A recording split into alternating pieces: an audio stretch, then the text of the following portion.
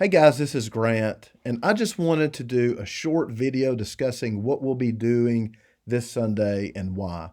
I know that a lot of you are already aware of the changes that we've made and you've read the information, but sometimes it helps to hear someone talk through it and maybe see a video. And also, what I'm hoping is this may even give you a better feel for what we're trying to do so that you can engage this Sunday in worship the way that you want to and the way that we want you to, especially as we're going to be doing this for at least the next 3 weeks and maybe much longer into the foreseeable future.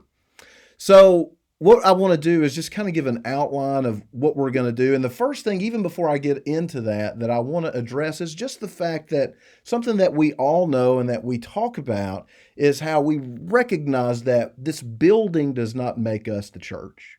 Wherever two or three are gathered, there Jesus is in our midst. That's what he says.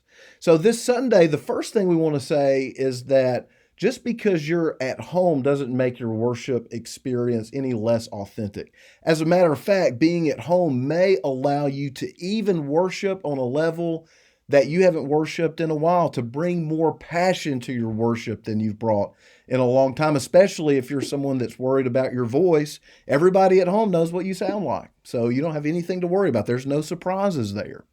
But I think back to when I was a kid, my family used to go on camping trips with a few of our friends from church. And during camping season, we did this sometimes almost every weekend. And we would go off and we would go to the campground. And I remember through the week, my dad would make little signs and he'd print them out and he would post them in places and he would invite people to a worship service that we would conduct on Sunday. Sometimes we might have 30 or 40 people that might show up at this worship service, but sometimes there would be 10 or less. And some of those worship services are some of my best memories when it comes to worship, thinking about my family and our friends being there together. And if you've ever experienced something like that, you know that those worship services are legitimate. And so the worship services that you'll have this week in your homes will be legitimate too. So that is our whole idea, is to bring this worship to your homes. We will have singers and songs for you to sing along with, prayers for you to pray along with, scripture for you to read along with, and a message for all of us to engage in together. The major change is that we're going to move communion to the end, and we will not broadcast communion. We're going to cut our live feed at that point so that you can do communion in your homes with your friends and family. We're going to send out a communion guide that will have some thoughts and questions to help you lead your family through this. And this may actually give us the ability to focus on the intimacy of taking communion together rather than the efficiency of trying to get communion to served to 300 to 400 people. So we'll be able to, in this space in our homes, take the time to be together and celebrate our unity through the sacrifice of Jesus in this time of communion. We want families to plan this together. Think about what you will need and who needs to bring what. You will need wine or fruit of the vine, which typically we use grape juice, and bread. And we typically use here matzah crackers, which is basically a saltless saltine cracker. And think about, too, when it comes to how much grape juice you need, just a small bottle, an individual, a 12 ounce, a 20 ounce of Welch's should be enough for everybody in your home to take communion that Sunday. We have even published a recipe on Facebook for anyone who wants to make their own bread. And in the past, we have done this together as a youth group where we have made our bread together and then taken communion together. And that has been a wonderful experience. And that might be something you and your family want to do. We want to treat this like an actual worship service. That's the way we want you to think about it this Sunday in your own home. This is not watching a TV program. This is you engaging in worship with your family and with our church family across the community. You may even know someone that you can invite that hasn't been to church in a while. And this may be a good opportunity for you to do that. There may be someone on your mind that you've been thinking about for a long time.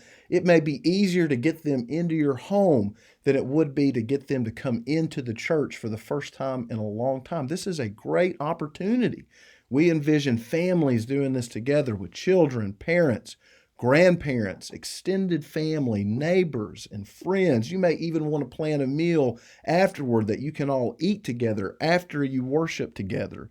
Again, think about that person that you know needs a stronger relationship with Jesus or the church.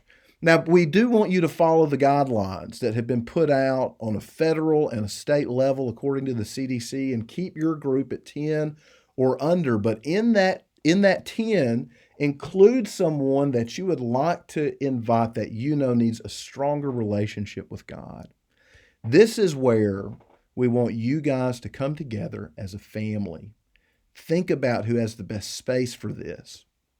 And remember whose house is tech ready. Your kids and grandkids will be great resources. They can coach you up on the tech side. Think about who in your family will struggle with the technology and make sure they are either set up or that they are in your home. Same with our members at church that may struggle with technology, or maybe they don't have a lot of family here. Think about them. Make sure they have a place to be or that they are in your home. At the same time, there is a ready-made excuse in this, straight from our own brokenness. And the excuse goes like this: nobody thought of me. Nobody invited me. And so if you feel yourself thinking that way, or it gets a little bit close to Sunday and no one has called you or touched base with you, we want to make sure everyone gets to worship with us this Sunday, but we have to pull from both sides. Reach out. Think about anyone that could benefit and reach out to them. Or if you know that you need a space or a place to worship in, make sure that you ask somebody.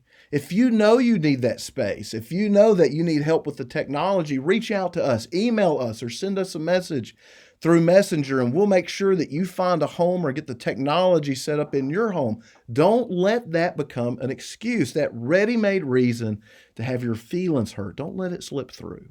Be proactive. Take the initiative for your own faith and find a place to worship, or let us know and we will help. Trust me, we all want you to be included, but we may have no idea unless you let us know. This also gives us a great opportunity for a few weeks at least to be more like the New Testament church. It gives us an opportunity to feel what worship is like as we worship in our homes like they did. And we have a tool that they didn't have. Imagine if the entire Christian community could have tuned in to hear Paul or James or Peter preach in their living rooms. And obviously, I'm not suggesting that I am Paul or James or Peter or anywhere close to on their level. I know that I'm not. But we will be focused together on what they were focused on, the living Word, Jesus Christ. And the other thing I want to point out is that technology through the years has changed. And as technology has changed and advanced, it has changed our worship services.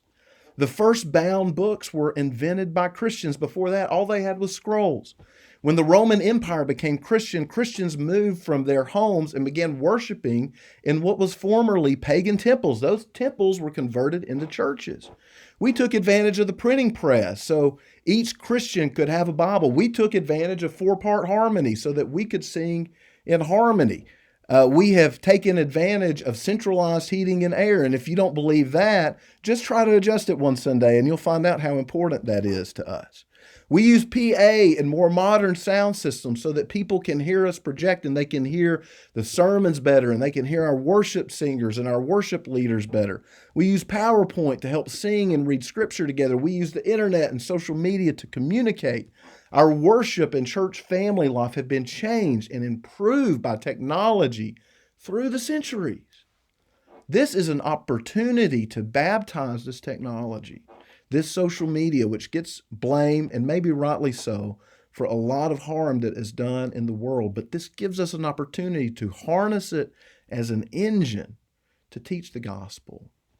Please engage with us this Sunday as we participate in worshiping God together.